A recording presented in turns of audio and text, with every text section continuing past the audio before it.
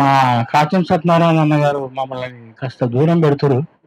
ఎందుకంటానంటే మాదివేళ్ళు ఎందుకు వస్తుర్రా ఇళ్ళకంట అంటే నేను అన్న అన్ని మాదివేలే స్టార్ట్. ఎందుకంటే వాడు మూలవాసి, ఎందుకంటే వాడు గూటం రెడ్డి, ఎందుకంటానంటే వాడు అన్ని మొదలు పెడతాడు.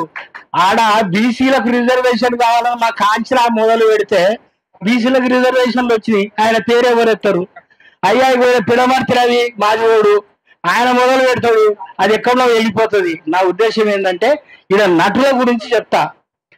ఆమె మాధవి లతని ఆమె రాజకీయాలకు వచ్చింది, కానీ ఆమెను మహానటిగా పంపిస్తే ఆమెకు ఆస్కార్ అవార్డు వచ్చేది. ఆ మహాతల్లి ఎందుకంటారంటే ఎంత బ్రాహ్మణంగా నటి, అందంగా కూడా ఉన్నది. సినిమాలలో నటిస్తే ఆస్కార్ అవార్డు వస్తుంది. అనవసరంగా రాజకీయాలకు వచ్చింది. ఇక సంజయ్ ఉన్నాడు, బండి సంజయ్, వీళ్ళకి అందరికి ఏమవుతుందో అర్థం. అసలు నేను ఈ విషయం చెప్తాను, ఒక్క మాట చెప్పి ముగిస్తాను బ్రదర్. ఈ దేశంలో మూలవాసులు ఉన్నారు, విదేశీయులు ఉన్నారు. ఈ దేశంలో మూలవాసులు ఎవరంటే ఇక్కడ కూర్చున్న వాళ్ళందరూ మూలవాసులు. మనం దోసుకపోయేటోడు వచ్చిన వాళ్ళంతా విదేశీయులు.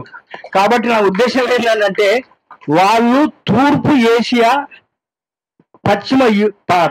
తూర్పు యూరోప్, పశ్చిమ ఏషియా నుండి వచ్చినటువంటి ఆర్యులకు సంబంధించినటువంటి వాళ్ళ. ఎందుకంటే గుర్తులు చెప్తున్నా, మన దళితులకు సంబంధించి కాదు, మన మూలవాసులకు అందరు గుర్తులు ఏంటో ఓం ఉంటుంది. ఓం మన ఈ కాచమోళ్ళు కానీ ఎవరు కానీ షాప్ పెడితే ఓం అని పెడతాడు. మారోడ పెడితే ఏం పెడతాడు?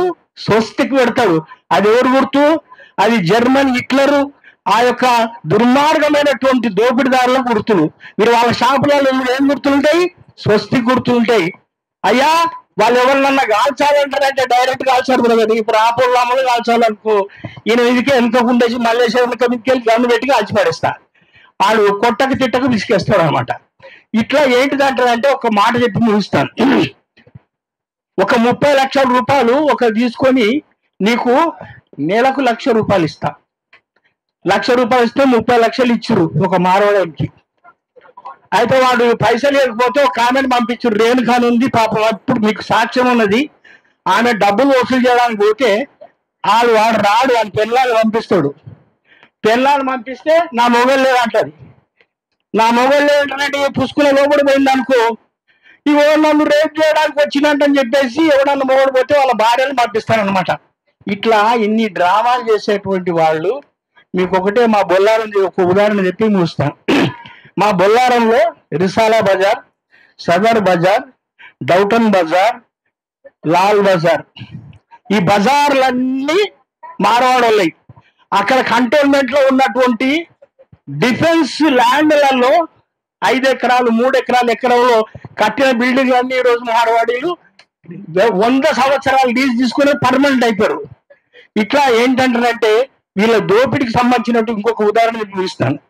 మా రామాలయం పట్టిన పక్కన డౌన్టౌన్ బజార్ లో ఒక 500 గజాల 1000 గజాల స్థలాన్ని అప్పుడు మా బర్రెలు గిర్రెలు మేపడానికి అక్కడ నీళ్ళు తాగిపించడానికి అక్కడ ఒక ఇళ్ళది చిన్నది తొట్టి లాంటిది ఉన్నది.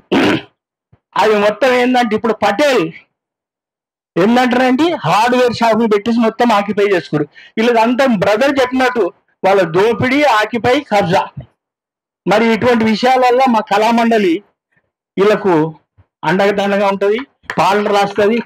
బడి మాదే ముడి మాదే భారతదేశం మాదే. అరే మాదేరా ఇది. బడి మాదే గుడి మాదే భారతదేశం మాదే, సకల సంపదలిచ్చే భూతల్లి ఒడి మాదే. తెరా బాప్గా జాగిరంటే మాట్లాడుతున్నాను నిన్న. శ్యామ్ అని అంటున్నాడు, మా శ్యామ్ తెలంగాణ శ్యామ్ అంటున్నాడు. అరే ఏమిరా నీకు బాగా నిండిపోయింది అది అంటే, అదే నీకు తెలుగే రాదురా బావా, నీకు తెలుగే రాదు, నీ ఇక్కడ కల్చరే లేదు. ఇక పాపం కోట పిల్లలు మాలమాది ఏం చేసుకుంటారు, కానీ ఒక్క మారవాళ్ళ పిల్లలు ఏమైనా చేసుకున్నారు, అది చేసుకొని ఇచ్చిర్రా. అంత వాళ్ళ కల్చర్ వేరే, వాళ్ళ నాటకాలు వేరే, వారి దాండియా వేరే, వారి కథలే వేరే.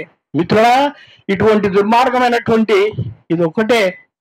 మనం ఇక్కడ ఈ ఉద్యమాన్ని రేపు భారతదేశ వ్యాప్తంగా విస్తరించవచ్చు. ఎందుకంటారంటే ఆడియన్స్ ఓ బ్యాక్ దాకా పోవాలి, అంటే మన వాళ్ళు ఓ బ్యాక్ దాకా పోవాలి. ఇది ఇక్కడ మొదలైన తెలంగాణ పిడమర్తి రవి, మా కాచమన్న మొదలు పెట్టినటువంటి ఇటువంటి ఇవన్నీ కూడా భారతదేశం ఎవడైతే దోట్లు దొంగతనం చేస్తున్నాడో, ఎవడైతే ఈ దేశాన్ని బలవంతంగా భాషలు రుద్దుతున్నారో, త్రిభాషా సూత్రాన్ని నాశనం చేసి ఈరోజు మరి ఒక సంస్కృతాన్ని మీద రుద్దాలని చూస్తున్నారు, దక్షిణ భారతదేశాన్ని నాశనం చేయాలని చూస్తున్నారు. వాళ్ళకు ఖబర్దారుగా మన ఉద్యమం సాగాలని దానికి అండగా ఉంటుంది. Thank you. ఓకేనా? రాబోల్ రామ్ అన్న ఒకటే నిమిషం అన్న, ఒకటే నిమిషం ప్లీజ్ ప్లీజ్.